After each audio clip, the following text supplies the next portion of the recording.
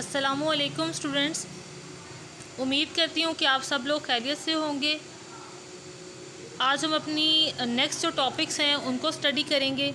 सबसे पहले कुछ एग्जांपल हैं, ये मैं आप लोगों को दिखाना चाह रही हूँ। एग्जांपल 1 जो हमारी 7.1 एक्सरसाइज के स्टार्टिंग पे आ रही है। एग्जांपल 1 में देखें, VW हमें 2 वेक्टर्स गिवन हैं और फर्स्ट क्या हमने सॉल्व किया हुआ है यहाँ पे V प्लस W की हमने यहाँ पर एडिशन सॉल्व किया हुआ है। ये एडिशन यानी दोनों के एलिमेंट्स को ऐड, तो देखिए एडिशन किस वे में है, फर्स्ट एलिमेंट ऐड हो रहे हैं, फिर सेकंड में जो सेकंड वाले एलिमेंट्स हैं वो दोनों ऐड हो रहे हैं और ये इनका टोटल आ गया 3 2। इसी तरह ज़रा हमारे पास जो सेकंड वाली प्रॉपर्टी है वो देखें। सेकंड वाला जो ये पार्ट है 4V प्लस 2W, तो देखिए फर्स्टली V से 4 को मल्टीप्लाई करवाया गया, यानी V के तमाम एलिमेंट्स चाहे वो X कंपोनेंट है चाहे Y कंपोनेंट है उसे 4 से मल्टीप्लाई करवाया गया। फिर प्लस 2W है, यानी W के एलिमेंट को 2 से मल्टीप्लाई करवाया तो 4 10 आ रहा है। 2 से मल्टीप्लाई करवाने के बाद ये वेक्टर बन गया हमारे पास। अब देखें इनकी एडिशन है तो फर्स्ट एलिमेंट्स ऐड होकर 8 और सेकंड एलिमेंट्स ऐड होकर -2, क्योंकि -12 प्लस 10 इज़ इक्वल टू -2 होता है हमारे पास। इसी तरह थर्ड वाली प्रॉपर्टी देखिए, थर्ड में जो हमारे पास है V माइनस W, तो ये सब्ट्रैक्शन केस है। सब्ट्रैक्शन में भी इसी तरह फर्स्ट एलिमेंट फर्स्ट से सब्ट्रैक्ट होगा, सेकंड एलिमेंट सेकंड से सब्ट्रैक्ट होगा और ये हमारे पास इनका आंसर आ गया -1 -8। उसके बाद नेक्स्ट वाला 4 वाला देखिए ज़रा रूल, V माइनस V यानी V को V के एलिमेंट में से ही माइनस करना है, तो ये 1 लिखा हुआ है, ये कोई सीधी लाइन नहीं लिखी, ये 1 लिखा हुआ है। अब देखें V के एलिमेंट में से फर्स्ट में 1 से 1 को ही माइनस करना है और फिर -3 में से -3 करेंगे। जब हम देखें -3 में जब -3 करेंगे हम, तो ये ये हमारे पास क्या होगा, माइनस इंटू माइनस प्लस, तो ये भी इज़ इक्वल टू 3 हो जाएगा, सॉरी 0, ये भी हमारे पास 0 आंसर आएगा। V में देखें, V में मॉड यानी उसकी लेंथ फाइंड आउट की हुई है 1 स्क्वायर प्लस -3 स्क्वायर, ये आ गया हमारे पास √10। Example 4 find the unit vector in the same direction as the vector V। अब हम इस V वेक्टर का यूनिट वेक्टर फाइंड आउट करना चाह रहे हैं।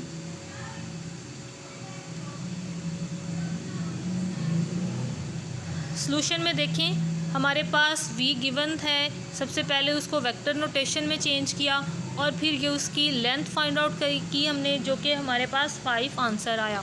क्योंकि हमने एक्सरसाइज के क्वेश्चन सेम इसी प्रोसीजर से सॉल्व किए हुए हैं, तो इसलिए यहाँ पे मैं आपको सॉल्व करके नहीं, बस थोड़ी थोड़ी इंपॉर्टेंट बातें बता रही हूँ। अब यूनिट वेक्टर की डेफिनेशन क्या होती है हमारे पास? यूनिट वेक्टर की डेफिनेशन है कि हम उस वेक्टर को उसी की लेंथ से डिवाइड करवा दें तो वो हमारे पास यूनिट वेक्टर आ जाएगा। सो 1/5 3 - 4 ये हमारे पास यूनिट वेक्टर आ गया, जिसे अगर हम पेयर में चेंज करेंगे तो पेयर में हमारे पास ये रिज़ल्ट बनेगा, ये ठीक है, 3/5 - 4/5। अब इसकी लेंथ देखें, ये जस्ट वेरिफिकेशन है, ये क्वेश्चन का हिस्सा नहीं है, ये जस्ट आपको बताने के लिए कि देखें अब ये यूनिट वेक्टर इसलिए है क्योंकि इसकी लेंथ जो है वो इज़ इक्वल टू आ रही है 1। तो जिन वेक्टर्स की लेंथ हमारे पास 1 आती है वही हमारे पास यूनिट वेक्टर्स होते हैं।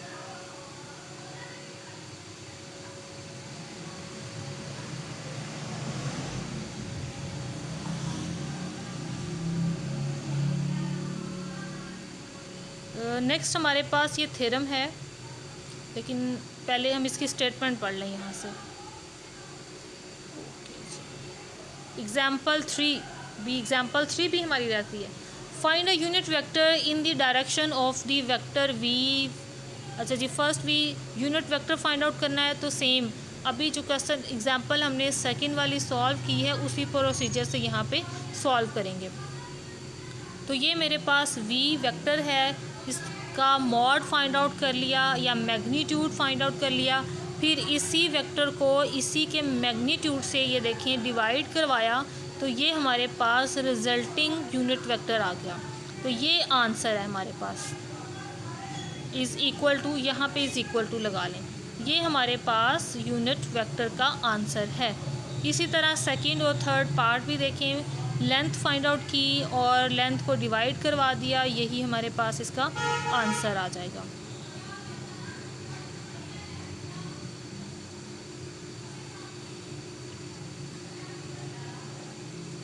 यहाँ पर एडिशन, यहाँ पर इक्वलिटी, ये ज़रा सिंबल्स इन्होंने चेंज की हुई हैं, वो प्रिंटिंग में प्रॉब्लम है, तो ये इस तरह से इसको ठीक कर लें।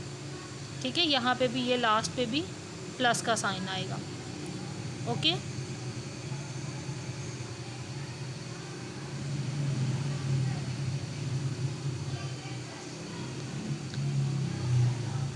Okay student, next question number 4 है, if A B C D is a parallelogram such that the points A B and C are respectively the points find the coordinates of D. ये देखें हमारे पास ये सेम उसी procedure से parallelogram है। आमने सामने वाले जो साइड्स हमारे पास हैं वो आपस में इक्वल हैं, पैरेलल हैं। तो पैरेलल की डेफिनेशन को हम यूँ लिखते हैं, इस डेफिनेशन से लिखते हैं। अब जो साइड्स पैरेलल हैं वो साइड्स इक्वल भी होंगी यहाँ पे इन वेक्टर नोटेशन। अब ये देखें जिस तरह से हमने क्वेश्चन सॉल्व किए हैं उसी वे में ए बी का वेक्टर लिखा, डी सी का वेक्टर लिखा, दोनों को इक्वेट किया और दोनों को इक्वल करते हुए आई कंपोनेंट आई के इक्वल और जो जे कंपोनेंट है वो ये जे के इक्वल आ गया और यहाँ से ही एक्स और वाई का हमारे पास आंसर आ जाएगा। एक्सरसाइज के क्वेश्चन की जो वीडियो है वो पहले अच्छे से देखें, फिर एग्जाम्पल को आप एक बार ख़ुद भी करेंगे तो आपको क्लियर और भी आ जाए, समझ आ जाएगी कि किस वे में पोजीशन वेक्टर फाइंड आउट करने हैं। नेक्स्ट हमारे पास इम्पोर्टेंट फार्मूला है ratio formula. Let A and B be two points whose position vectors are A and B. Point capital A जो है उसका पोजीशन वेक्टर है ए और बी पॉइंट का पोजीशन वेक्टर है small B. If a point P divides AB in the ratio P/Q,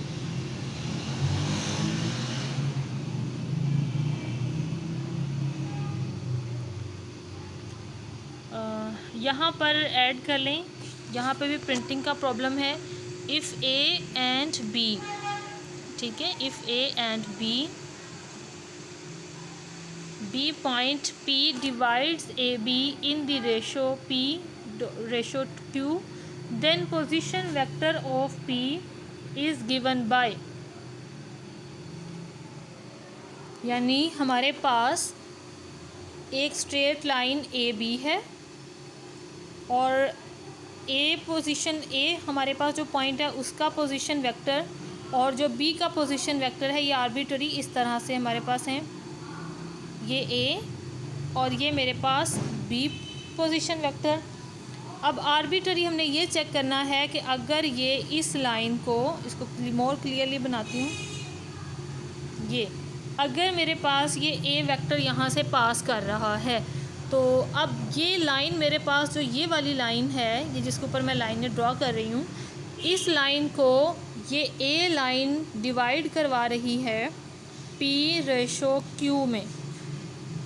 तो अब हमने ये करना है कि इस लाइन का पोजीशन वेक्टर क्या होगा। क्लियर? अब ए लाइन भी इसको डिवाइड करवा सकती है और बी लाइन भी इसको डिवाइड करवा सकती है।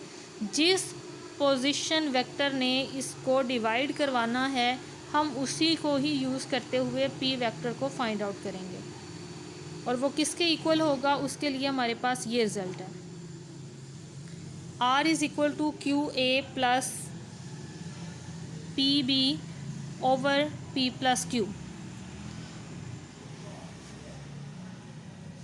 ये आपने फार्मूला याद भी रखना है R का, ये R का रिज़ल्ट आपने याद भी रखना है। Proof given A and B are position vectors of the points A, B respectively. Let R be the position vector of the point P which divides the line segment AB in the ratio PQ, then that is तो यहाँ पर देखें हम figure में figure में हमारे पास from origin point A vector और ये बी वेक्टर अपनी डायरेक्शन में जा रहे हैं और ये एक स्ट्रेट लाइन है जो इन दोनों को काटते हुए आगे पास कर रही है। अब देखें यहाँ पर ये वाली जो लेंथ आएगी हमारे पास, सपोज कर रहे हैं कि ये P है और ये जो लेंथ आ रही है सपोज कर रहे हैं कि ये Q है, लेकिन हमें इस पॉइंट का नहीं पता। हम इसी पॉइंट को फाइंड आउट करना चाह रहे हैं और इस पॉइंट से रिलेटेड हम इसका ये पोजीशन वेक्टर भी फाइंड आउट करना चाह रहे हैं। और अब यहाँ से ये हम फार्मूला प्रूव करेंगे। सबसे पहले देखें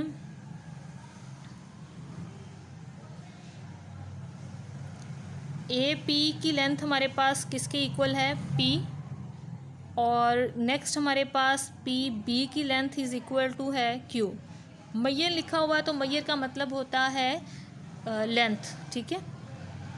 ज्योमेट्री आप करते थे जब 7-8 क्लास में, तो मैयर आपको जब भी कोई ट्रायंगल ड्रा करनी होती थी आपको जो लेंथ दी जाती थी वो मैयर में दी जाती थी। ओके स्टूडेंट्स, अब यहाँ पर देखें इसे क्रॉस प्रोडक्ट करवा लिया, इसे Q से मल्टीप्लाई और इसे P से मल्टीप्लाई।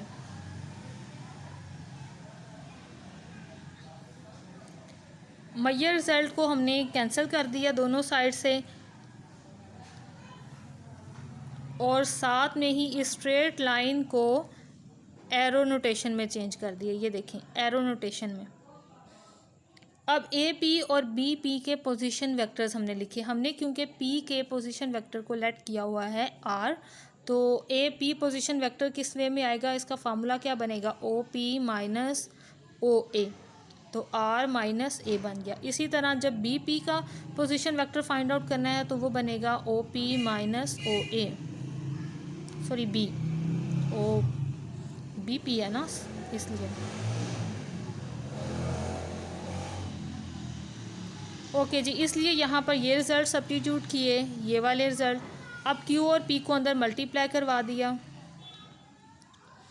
R वाले वेक्टर्स को इकट्ठा किया, ये R उसमें से कॉमन ले लिया, R को एक साइड पे रखा और बाकी सारे जो वैल्यूज़ कांस्टेंट आ रही हैं उनको दूसरी तरफ जाकर डिवाइड करवा दिया और यहाँ से ही हमारा ये प्रूव हो गया।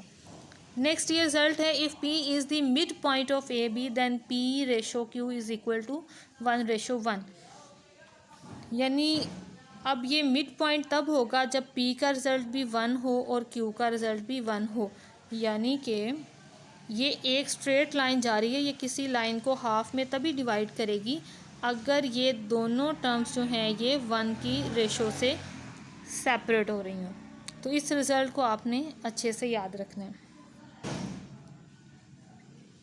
Example 5, if A and B be the position vectors of A and B with respect to origin and C be a point on AB such that OC यानी OC का position vector हमारे पास है A plus B/2,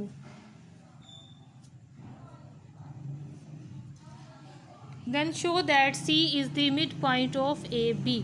हम यही show करना चाह रहे हैं। सबसे पहले हमें जो गिवन डाटा है हमने उसे लिखा A, B और C को।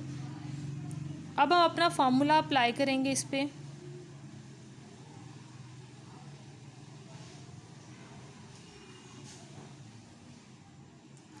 ये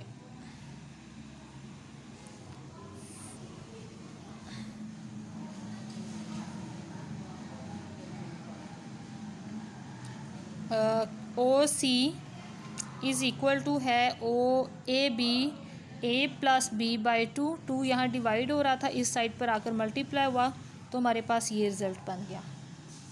अब क्योंकि 2OA लिखा हुआ है तो उसे +2 टाइम हमने लिख लिया यहाँ पे।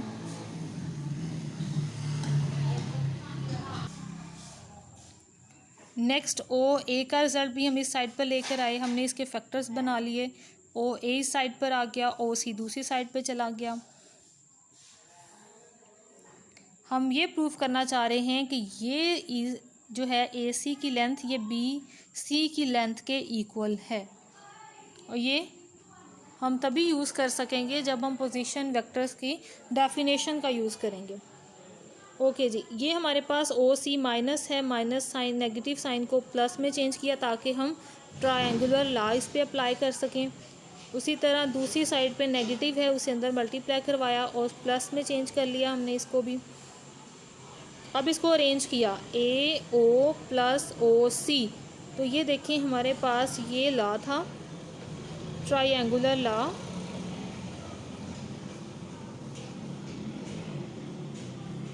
ए B plus B C is equal to A C. तो अब यही लॉ यहाँ पे यूज़ हुआ, ये ए सी बन गया और ये सी बी बन गया। अब ये देखें हमारे पास फिगर में भी हमें क्या चाहिए था, ए सी इज़ इक्वल टू चाहिए था हमें सी बी। तो ये हमारे पास हमारा रिज़ल्ट जो है ये प्रूव हो गया।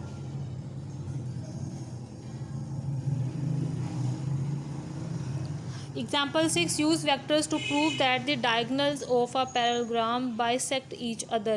bisect का मतलब है कि मिडल से कट कर रहे हैं, यानी ये भी मिड पॉइंट भी हम कह सकते हैं कि ये इसी तरह उनको मिडल पॉइंट से कट कर रहे हैं। तो डायगनल हमारे पास होते क्या है, डायगनल ए सी डायगनल है यहाँ पर और यहाँ पे बी डी डायगनल है।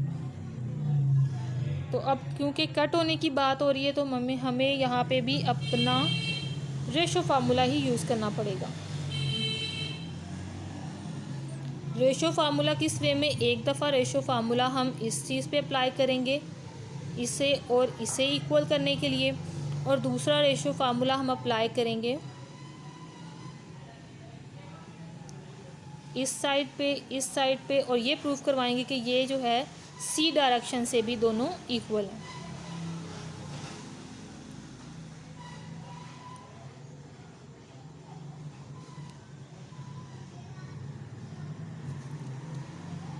Let the vertices of the parallelogram A B C D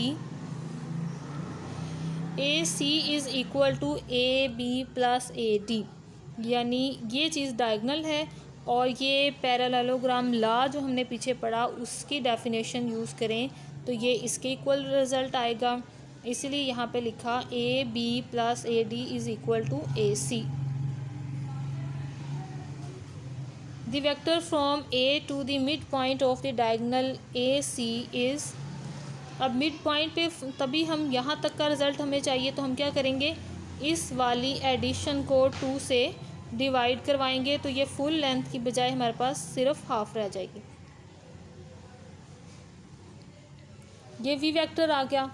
अब हमारे पास रिज़ल्ट आएगा डी बी का, ये हम लेट कर रहे हैं वही जिस तरह हमने अभी ए सी के लिए रिज़ल्ट बनाया वैसे अब हम डी बी के लिए बना रहे हैं। डी बी के लिए रिज़ल्ट कैसे बनेगा, पोजीशन वेक्टर्स का लॉ यूज़ करते हुए आपको समझाती हूँ। ये जिस तरह आर्बिट्ररी पॉइंट्स हों, वेक्टर्स हों और ओरिजिन से स्टार्ट हों तो हम उसे कहते हैं इसका पोजीशन वेक्टर है ओ पी, और अगर ये ए हो तो इसका पोजीशन वेक्टर है ओ ए। तो अब स्टूडेंट्स यहाँ पे देखें, यहाँ पे हम कंसीडर करते हैं ए को इनिशियल पॉइंट एज ओरिजिन। तो क्या होगा यहाँ से, और डी बी डायरेक्शन को फाइंड आउट करें। डी बी डायरेक्शन या यूँ कहें कि डी बी पोजीशन वेक्टर को फाइंड आउट करें तो ये किसके इक्वल आएगा, हमारे पास ओ की जगह पर ए वैल्यू यूज़ करें तो ये हमारे पास यूज़ होगा A B minus A D, यानी ओ जहाँ पे हम लिखते हैं वहाँ पे अब हम ए यूज़ कर रहे हैं, यानी इसकी जो डायरेक्शन है वो ओ की बजाय, ओरिजिन की बजाय हम ए से मेजर कर रहे हैं। The vector from A to the mid point of the diagonal D B is,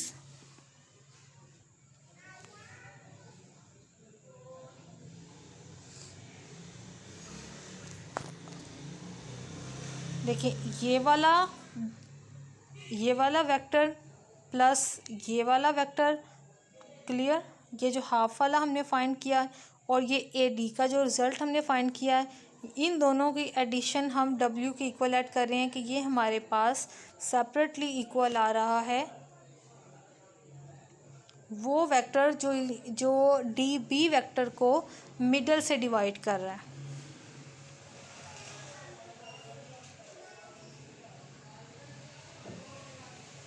यहाँ पे भी यहाँ पे भी ट्रायंगुलर लॉ इस्तेमाल हो रहा है, ए डी प्लस दिस, और ये हमारे पास आएगा ये वाला वेक्टर, ये वाला vector.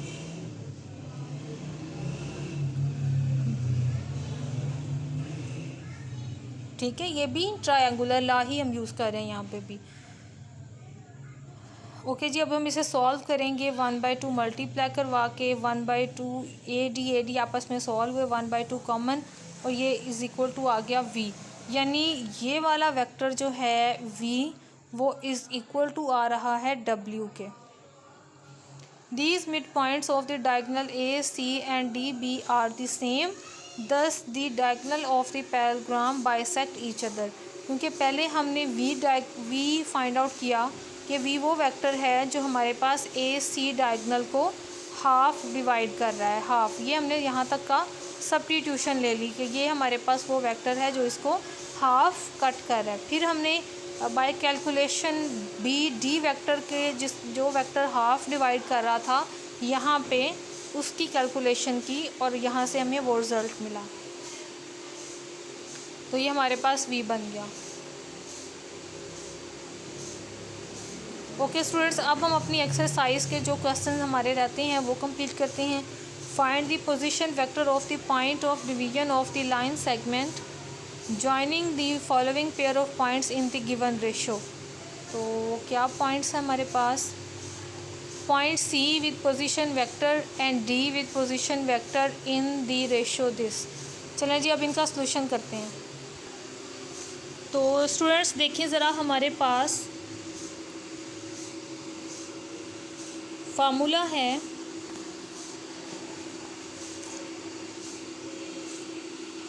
QA plus PB divided by P plus Q is equal to R।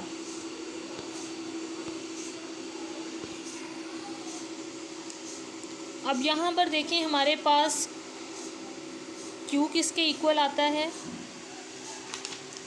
ये बुक में से स्टेटमेंट देख रही हूँ मैं आपकी, ठीक है। Q इज़ इक्वल टू है 3, P इज़ इक्वल टू हमारे पास है 4, और A इज़ इक्वल टू है हमारे पास 2i माइनस 3j, और B इज़ इक्वल टू है हमारे पास 3i प्लस 2j। ये मैंने क्वेश्चन की भी डिटेल लिख ली। अब हम क्या करेंगे, ये वाली वैल्यूज़ अपने फार्मूला में यूज़ करेंगे। Q मल्टीप्लाई हो रहा है A से, यानी 3 मल्टीप्लाई होगा हमारा A से,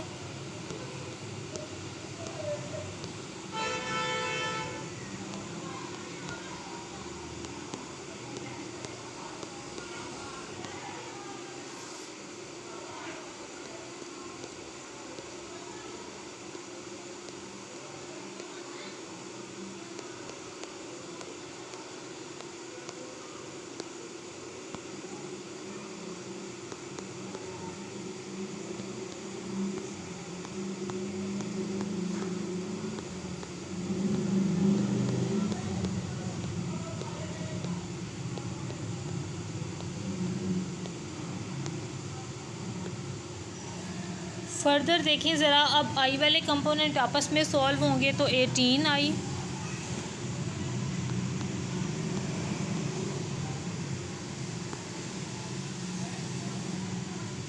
जे वाले कंपोनेंट आपस में सॉल्व हुए तो -j। इनको सेपरेट कर लें।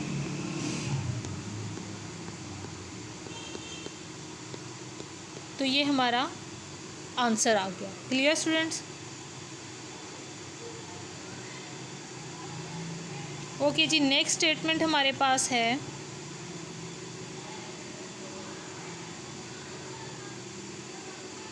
इसे रेज कर लूँ पहले।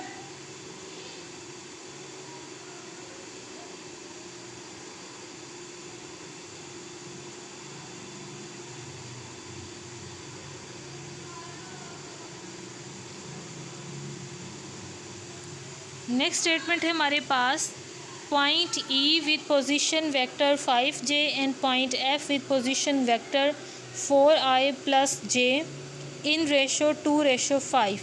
तो इसे आपने खुद प्रैक्टिस करके सॉल्व करना है अब, ठीक है। तो स्टूडेंट्स नेक्स्ट क्वेश्चन है हमारे पास, prove that the line segment joining the mid points of the two sides of a triangle is parallel to the third side and half as long. अब इस थ्योरम को हम प्रूव करते हैं। तो स्टूडेंट्स सबसे पहले हम अपनी एक ट्राइंगल ड्रॉ करेंगे।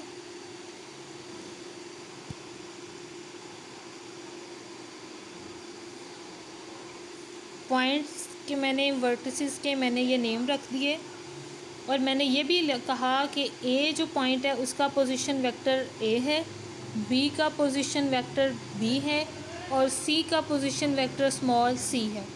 और अब ये वो पॉइंट्स हैं जो इनके मिड पॉइंट्स हैं। ए सी का मिड पॉइंट है, यहाँ पे नेम रख देते हैं इसका M1, और बी सी का पॉइंट जो मिड पॉइंट है वो है M2। अगर हम इन दोनों पॉइंट्स को मिलाएं तो ये अब इन दोनों के मिड पॉइंट से बनने वाली डायरेक्शन है हमारे पास। तो स्टूडेंट्स अब हमने ये प्रूफ करवाना है M1 is parallel to M1 M2 M1 M2 is parallel to AB direction. ये हमने इसके इक्वल प्रूफ करवाना है, ठीक है। स्ट्रेट लाइन लगा लें या एरो भी अगर ऊपर लगा लेंगे तो दोनों का मतलब एक ही है।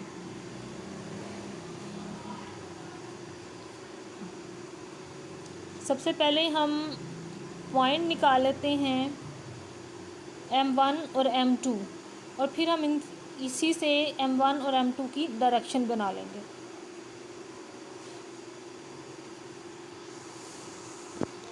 यही ट्रायंगल बनाते हुए जो कुछ हमने बोला है ये इन वर्ड्स भी हम यहाँ पे लिखेंगे, यानी यही लिखेंगे हम यहाँ पे।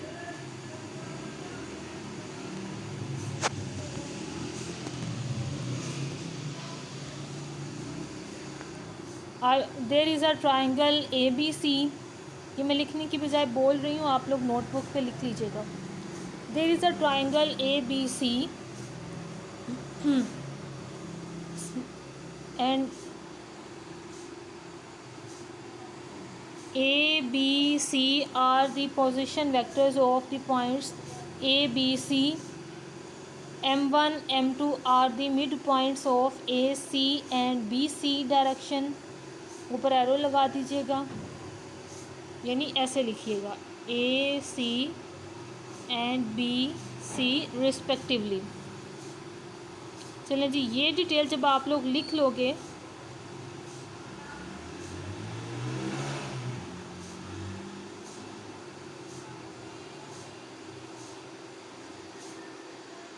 तो उसके बाद आपने ये वाला पॉइंट लिखना है, ये वाला, क्योंकि जो गिवन होगा वो पहले लिखेंगे और जो प्रूफ करना है हमने वो बाद में लिखेंगे। तो सबसे पहले मैं यहाँ पे लिख रही हूँ AB डायरेक्शन। AB डायरेक्शन किसकी इक्वल होगी यहाँ से B माइनस A। और अब जो M1 है वो इनका क्योंकि पॉइंट है और मिडल पॉइंट है, चलें जी BC भी पहले लिख लेते हैं। BC is equal to C minus B।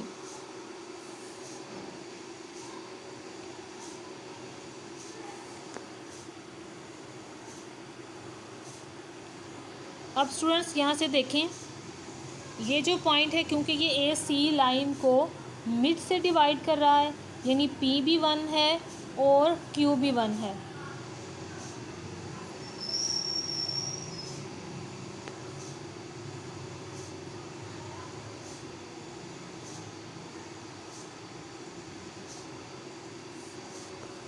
तो सिंपल हमारे पास OM का पोजीशन वेक्टर बनेगा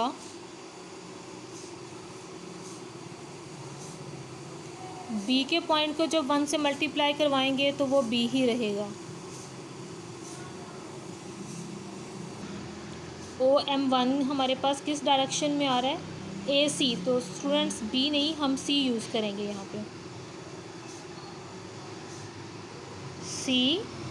C vector multiply by 1 plus 1 multiply by A vector. अब 1 + 1 नीचे आ गया 2, तो यहाँ से मेरे पास ये पोजीशन वेक्टर बन गया इसका। इसी तरह अब OM2 फाइंड आउट करेंगे। OM2 के लिए हमारे पास रिज़ल्ट यूज़ होगा B और C का। तो यहाँ पे B मल्टीप्लाई हो रहा है 1 से, C भी 1 मल्टीप्लाई होगा 1 से, तो ये भी टोटल बन गया B + C/2। अब हमें डायरेक्शन चाहिए यहाँ से M1 M2 direction.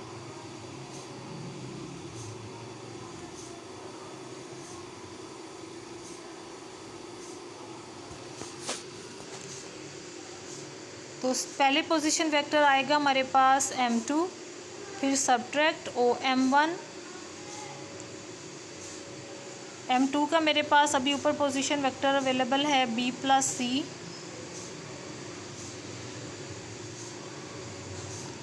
Minus OM का अवेलेबल है मेरे पास C + A। अब इसे फर्दर सॉल्व करेंगे LCM लेके।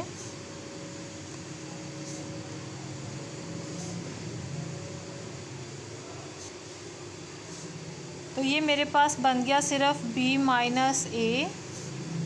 A/2। अब सिंपल ये पैरेलल हमने किसके प्रूफ करवाना है, AB। तो AB का पोजीशन वेक्टर क्या आएगा हमारे पास, B - A। तो क्लियरली देखें हमारे पास ये किसके हाफ आ रहा है, M1 M2।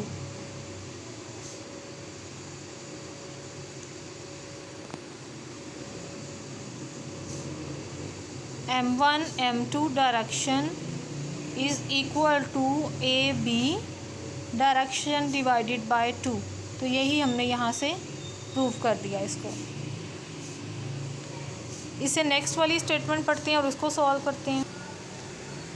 नेक्स्ट अब हमारे पास क्वेश्चन नंबर 14 है, prove that the line segment joining the mid points of the sides of a quadrilateral taken in order form a parallelogram.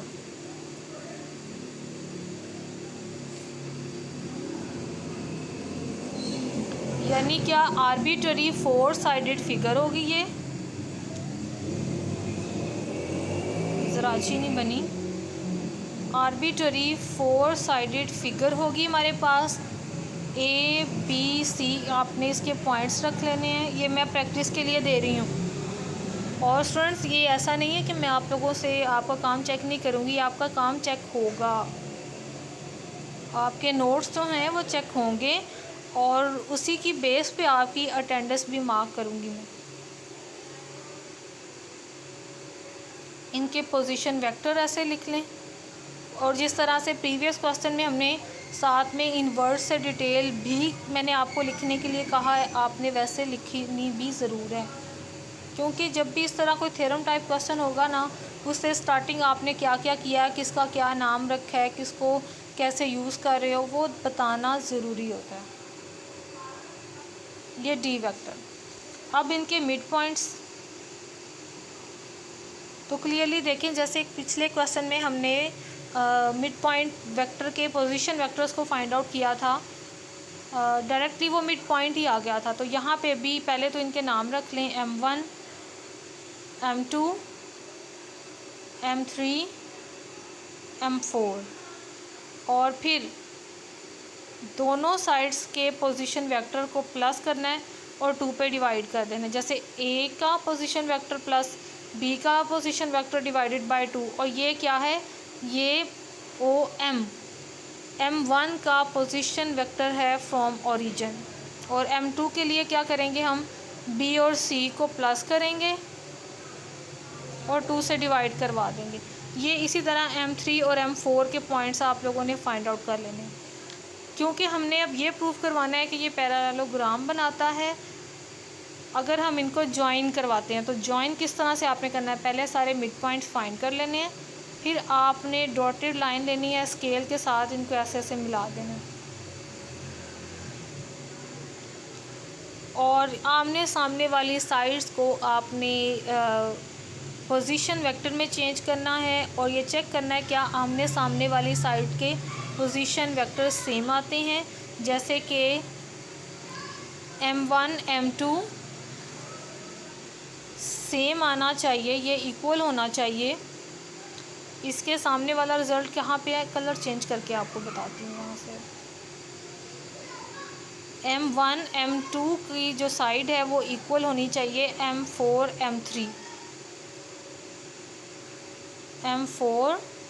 M3। Direction भी मद्देनज़र रखिएगा, M3 M4 के equal नहीं। अगर M1 से M2 की तरफ की डायरेक्शन मैंने नीचे से ली है तो ऊपर से भी आपने सेम वही डायरेक्शन लेनी है। इसी तरह M2 M3 must be parallel to M1 M4, ये इसके इक्वल होनी चाहिए, ठीक है। और ऑब्वियसली ये इक्वल आएंगे, जब इक्वल आएंगे अंडरस्टूड बात है कि ये आपका जो है ये पैरेललोग्राम की शेप बना रहे हैं ये पॉइंट्स।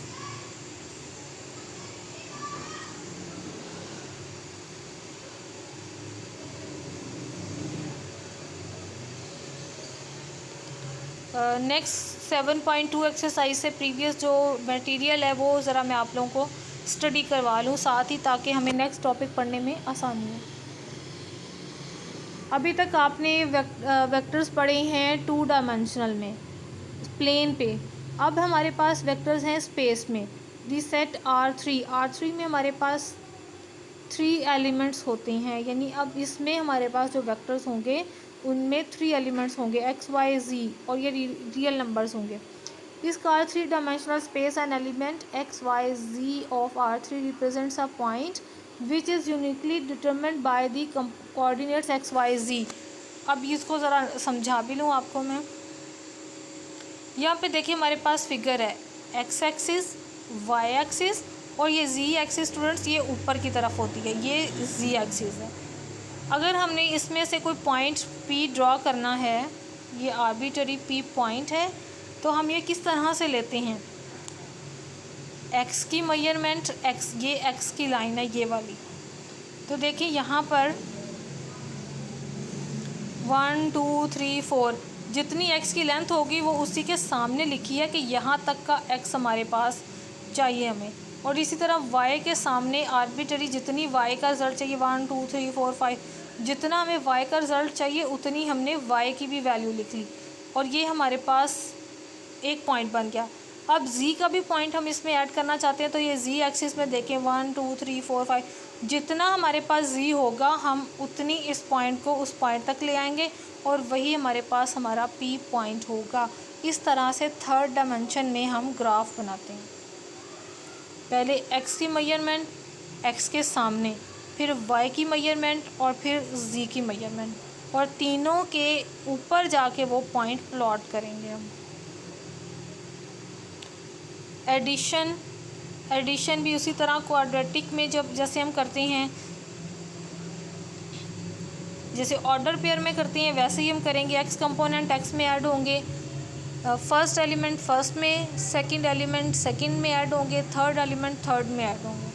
और जो इनकी स्केलर मल्टीप्लिकेशन है वो भी सेम इसी तरह से सिंपल अल्फ़ा के साथ मल्टीप्लाई होगा।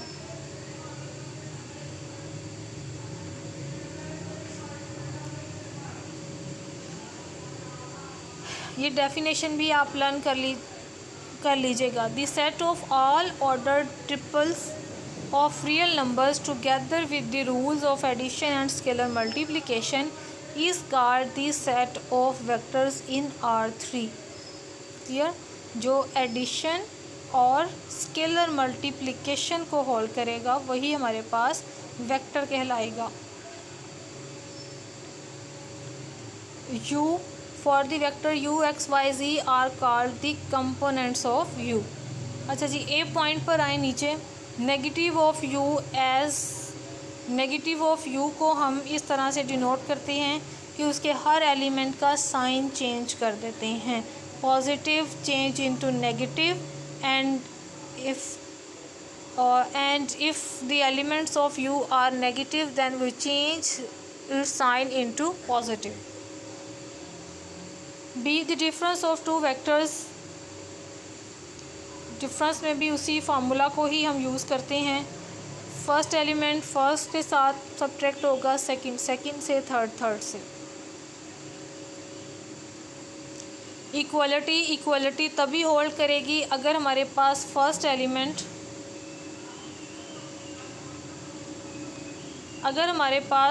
एलिमेंट फर्स्ट के इक्वल हो, सेकंड के इक्वल, थर्ड एलिमेंट थर्ड के इक्वल है, तो फिर हमारे पास ये इक्वलिटी होल्ड करेगी। पोजीशन वेक्टर सेम जिस तरह अभी हमने कार्टेशियन प्लेन के एलिमेंट्स को पोजीशन वेक्टर में चेंज किया है, वैसे ही हमने अब स्पेस के एलिमेंट्स को चेंज करना है।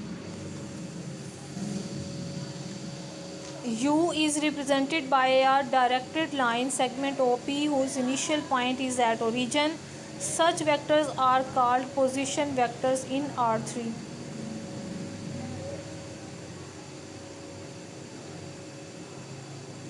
मैग्नीट्यूड, मैग्नीट्यूड में भी हमारे पास वही फार्मूला है, जितने एलिमेंट्स होंगे उनके स्केयर्स होते जाएंगे और वो ऐड होते जाएंगे और सबका स्केयर रूट, तो ये क्या हो जाएगा, नॉर्म बन जाएगा हमारे पास।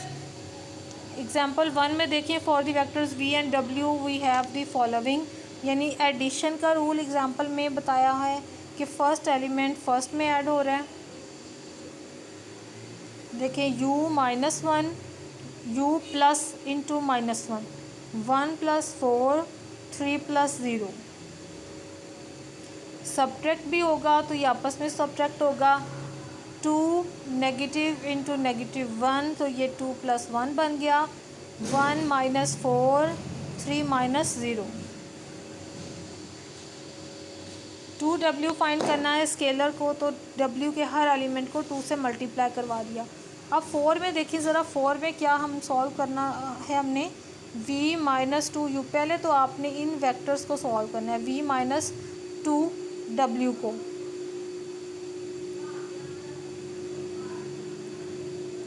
क्योंकि ऊपर देखिए 2W ऑलरेडी फाइंड किया हुआ है, 2W और ये V भी हमारे पास अवेलेबल है।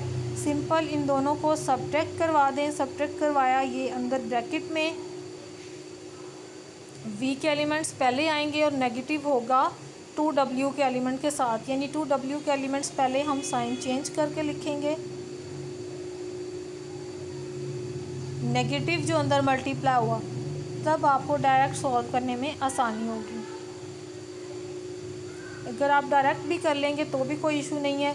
V का एलिमेंट 2 आ गया, फिर नेगेटिव, फिर 2W का एलिमेंट -2 आ जाएगा, उसके बाद 1 माइनस और 2W का एलिमेंट 8, ठीक है। इसी तरह से ये थर्ड वाला एलिमेंट है। जब ये हमारे पास तीनों एलिमेंट सॉल्व हो जाएंगे तो फिर हम इनका मैग्नीट्यूड ले लेंगे। प्रॉपर्टीज़ ऑफ वेक्टर्स हमारे पास यही है, कम्यूटेटिविटी है जो भी हमने पीछे भी पढ़ा, कम्यूटेटिविटी है, एसोसिएटिविटी है, इन्वर्स, एडिशन के अकॉर्डिंगली इन्वर्स भी होना चाहिए, डिस्ट्रीब्यूटिव प्रॉपर्टी भी होल्ड होती है वेक्टर्स में, और स्केलर मल्टीप्लिकेशन भी होल्ड होती है। तो ये आप बस इतना सा लर्न कर लीजिए इन प्रूफ्स को, बाकी इनको प्रूफ करने की ज़रूरत नहीं है, बस आप इनको अच्छे से लर्न कर लें कि ये लास्ट जो है वो सेटिस्फाई होते हैं।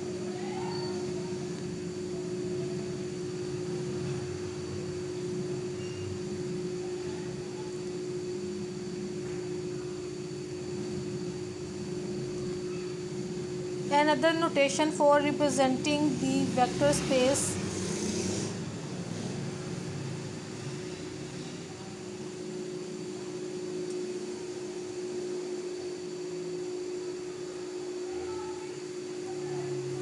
I, J, K are called unit vectors। अच्छा बेटा, यूनिट वेक्टर हम किनको बोलते हैं, ऐसे वेक्टर जिनकी लेंथ 1 होती है। तो ये जो हमारे पास ऊपर गिवन है वेक्टर्स, ये हमारे पास यूनिट वेक्टर की डेफिनेशन है। हमारे पास I के लिए ये वेक्टर है, J के लिए ये, K के लिए ये, ठीक है। और ये हमारे पास इन एक्स एक्सिस और एक्स वाई जी एक्सिस के अलोंग होते हैं। ये एक्स एक्सिस का पॉइंट I, यानी जहाँ पे भी x का पॉइंट है, बाकी दोनों y और z 0, और y एक्सिस पे जहाँ पे y का पॉइंट है वहाँ पे 1 और x और z की जगह पर 0। इसी तरह ये k का पॉइंट।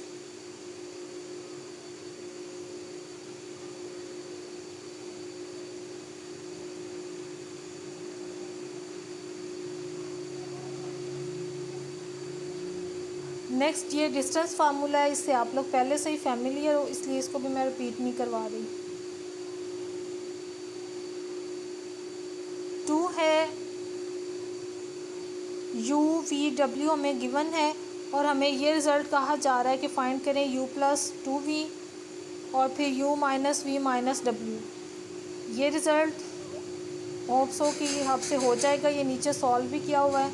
उसके बाद u - v - w, यानी u के एलिमेंट में से आपने v के एलिमेंट भी माइनस करने हैं और w के एलिमेंट्स भी माइनस करने हैं। जब आपके पास यहाँ से एक वेक्टर आ जाएगा तो आपने उस पर मॉड अप्लाई कर देना है और नॉर्म फाइंड आउट कर लेना है।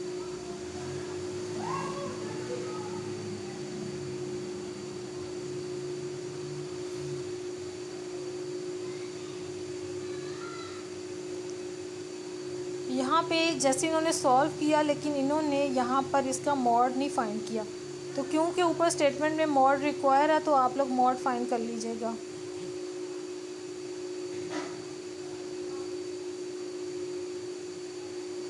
बी पॉइंट हमारे पास है, show that u v w are parallel to each other. ये पैरेलल होंगे, अगर इनमें से कोई टर्म कॉमन लें तो ये एक दूसरे जैसे हो जाएंगे। u में से कुछ कॉमन आ रहा है, नो। v में से कॉमन आ रहा है, g। v में से आ रहा है 2 कॉमन, तो v वेक्टर मैंने लिखा और ये 2 कॉमन ले लिया, 2i + 3j + k। तो ये तो सारे का सारा u वेक्टर बन गया, यानी ये इस शेप में लिखा जा सकता है। अगर कोई वेक्टर ऐसे लिखा जा सके तो वो आपस में पैरेलल होंगे। सो ये आपस में पैरेलल हैं। और w में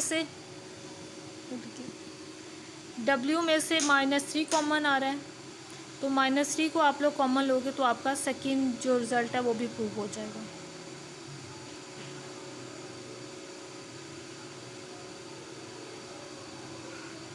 क्लियर? होप्स हो कि आपको समझ आ गई होगी।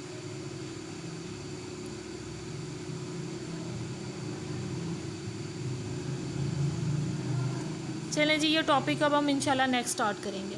ओके जी, अल्लाह हाफिज़।